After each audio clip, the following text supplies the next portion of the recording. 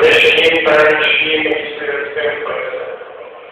K tanci a poslechu má odehrát hudební skupina Modul Těšan, jinak je pro vás připravena bohatá myslivecká tombola, no a dole v šatně olejpanistu zase občerstvení a samozřejmě myslivecká kuchyně.